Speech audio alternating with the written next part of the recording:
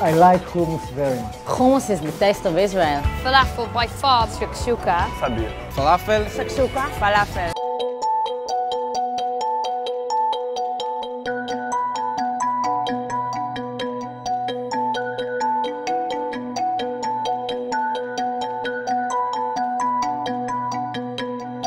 And I think this is normally the case, that when we have conflict, or particularly in this case, the issue of occupation, admitting or acknowledging Palestinian dishes or Palestinian influences, therefore means having to acknowledge Palestinian people, Palestinian rights, and a future Palestinian state.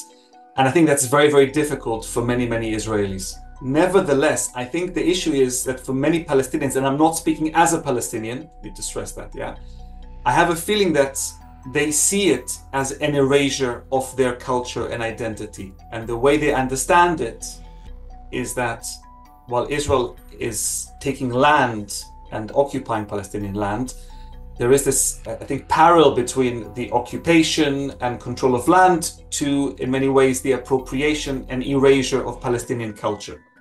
I think for many Israelis, the adoption of Palestinian edition is not done with a mindset of erasing Palestinian culture, but the lack of acknowledgement and recognition.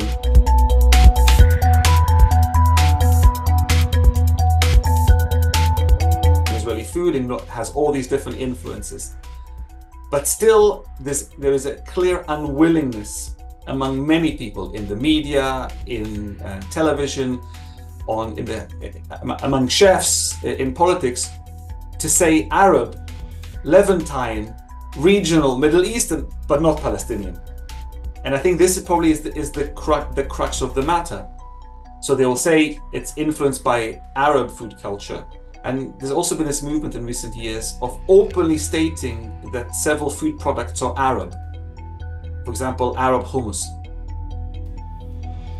Avoiding the word Palestinian.